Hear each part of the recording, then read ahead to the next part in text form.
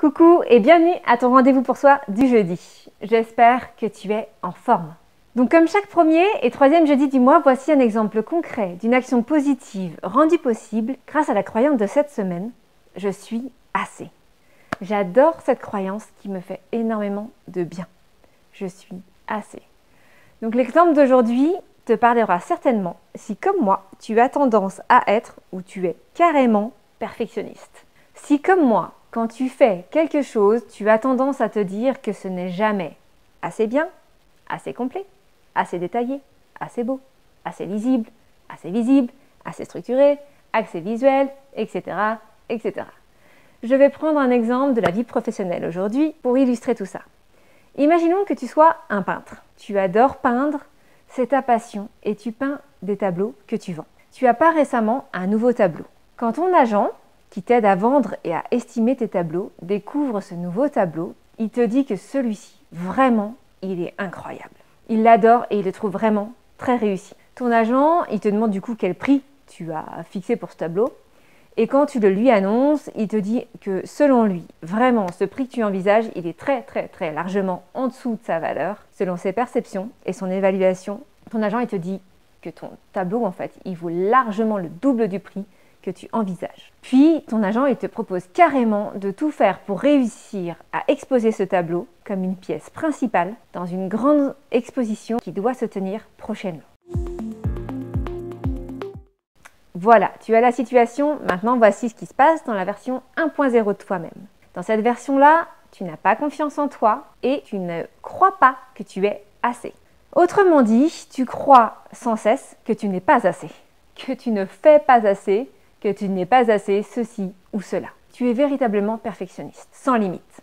Dans cette version de toi-même, tes réactions face à cette proposition d'augmenter le prix et de faire en sorte d'exposer en première pièce dans une exposition ton nouveau tableau, ça va être plutôt des réactions du type l'étonnement, incompréhension, stupeur. Tu n'y crois pas. Tu te dis carrément que ton agent, il a dû se cogner la tête et qu'il doit certainement se tromper en fait. Et sans tarder, tu vas pointer du doigt à ton agent tous les défauts que tu vois encore, toi, à ce tableau. Et ta réaction dans cette version 1.0, ça peut être aussi de la peur et de la tristesse. Comme tu n'as pas confiance en toi, tu ne crois pas ce que tu dis de ton agent. Pour toi, ce tableau, même s'il n'est pas le plus horrible, il n'est vraiment pas abouti. Tu le vois avec encore tellement de défauts, tellement d'imperfections. Et cela t'attriste, toi, de ne pas avoir réussi aussi bien que ce que te dit ton agent. De ne pas avoir réussi à peindre un tableau aussi beau et avec une valeur telle que celle que ton agent perçoit vraiment. Dans cette version 1.0, tu n'imagines pas une seule seconde prendre le risque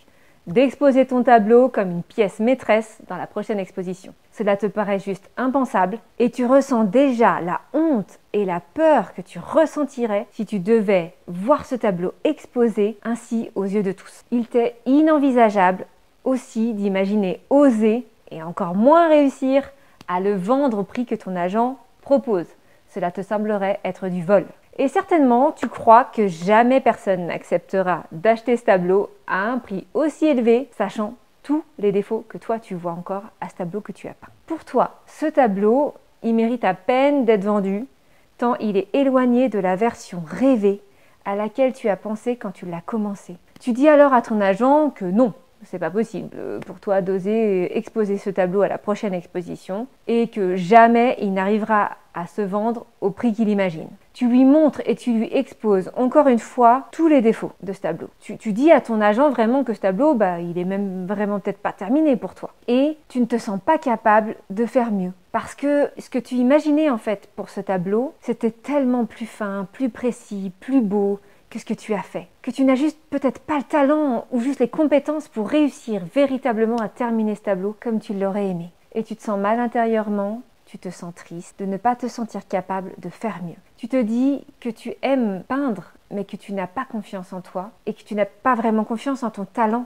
aussi en tant que peintre. Tu vois bien, toi, que ce tableau, il n'est pas assez fini, qu'il n'est pas assez bien travaillé. Et le fait que ton agent, en fait, il ait un avis opposé au tien, loin de te permettre de prendre confiance en toi et de te faire te dire que peut-être ce tableau, il est assez beau, et en fait, ça te fait te sentir inférieur, nul et incapable. Parce que tu n'as tellement pas confiance en toi que tu ne t'autorises pas à croire en toi, à croire en tes capacités d'artiste, à croire dans la vie de ton agent qui pourtant connaît son métier et sait évaluer une œuvre. Dans cette version 1.0, au mieux, et après moult discussions avec ton agent qui fait vraiment tout pour te convaincre de la beauté de ce tableau, au mieux tu vas accepter qu'il soit exposé selon les souhaits de ton agent et d'augmenter peut-être un peu son prix de mise en vente. Au pire, tu refuses catégoriquement à ton agent d'exposer ce tableau à la prochaine exposition en préférant peut-être le vendre quand tu l'auras peut-être retouché et au prix que tu envisageais avant que ton agent ne te donne son avis. Maintenant,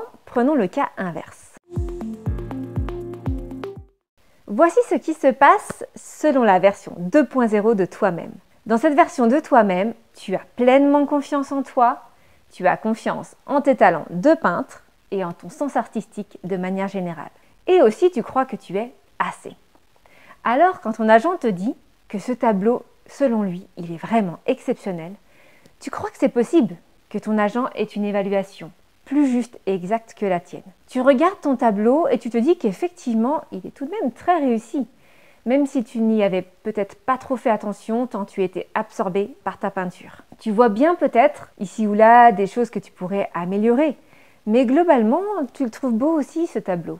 En toute humilité et en toute sincérité. Tu échanges un peu avec ton agent pour savoir pourquoi il le trouve aussi exceptionnel et ce qui, selon lui, justifierait de lui fixer un prix aussi haut. Tu écoutes les arguments de ton agent et parce que tu as confiance en toi et que tu crois effectivement que tu es assez compétent, doué, talentueux, tu acceptes volontiers de l'autoriser à faire en sorte que cette nouvelle œuvre puisse être exposée comme une pièce majeure dans la prochaine exposition et aussi d'augmenter son prix de mise en vente. Tu reconnais ta propre valeur. Dans cette version 2.0, tu sais que la perfection n'existe pas, mais que pour autant, ton travail a de la valeur. Ici, tu vois à quel point cultiver ta confiance en toi et savoir croire et te dire que quelque part tu es assez, c'est vraiment te permettre de savourer ta vie et d'oser avancer avec joie et confiance. Cela ne veut pas dire que tu te crois tout puissant ou toute puissante, ou que tu penses que tu ne peux pas ou ne dois pas chercher à t'améliorer. Cela signifie simplement que tu t'autorises à voir et à reconnaître que ta personne, qui tu es là, maintenant, c'est déjà très bien, c'est déjà assez, et que tu as déjà de la valeur simplement en tant qu'être humain. Et que par conséquent, ton travail et ce que tu fais a de la valeur aussi, même si ce n'est pas extraordinaire, même si ce n'est pas parfait. Pour ma part, j'ai encore beaucoup de mal à véritablement croire que je suis assez, parce que j'ai toujours envie et besoin de m'améliorer, de me perfectionner, parce que je me dis encore souvent que je ne suis pas assez ceci ou cela, ou que je devrais faire mieux ou plus ou différemment. Par exemple, quand j'ai écrit ce script, pour cet exemple, je me demande toujours si cela va te parler, si c'est assez clair, si ça te sera utile, à toi qui me regarde. Je veux t'apporter le plus de valeur possible, mais je n'ai pas toujours confiance en moi, très clairement. Je me dis parfois même que je ne devrais pas oser te partager tout cela parce que ce n'est jamais suffisant à mes yeux.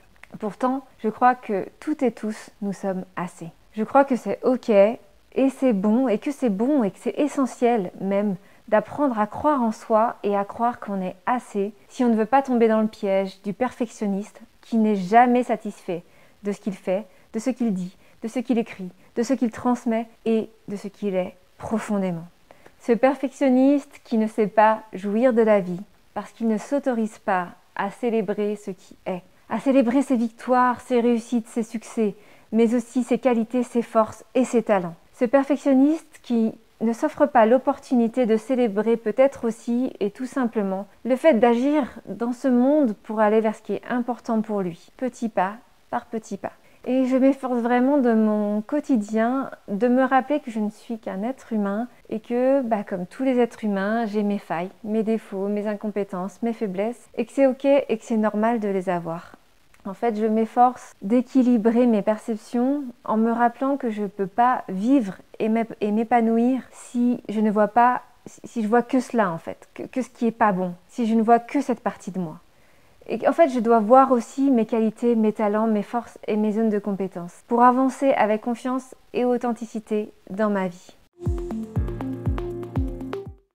Voilà, j'espère que cet exemple t'inspire et te donne envie d'agir, toi aussi, pour acquérir ou faire croître encore cette croyance en toi, je suis assez. Je suis certaine que tu as déjà réussi à utiliser cette croyance en toi, que ce soit récemment ou il y a longtemps. Alors cherche dans ta mémoire et vraiment, comme à chaque fois, viens partager ici tes propres actions que tu as réussies grâce à elles, afin de les raviver, de raviver tes souvenirs et de leur accorder la valeur qu'elles méritent. Je te souhaite une excellente journée et une très belle semaine avec Rendez-vous pour soi. Je t'embrasse!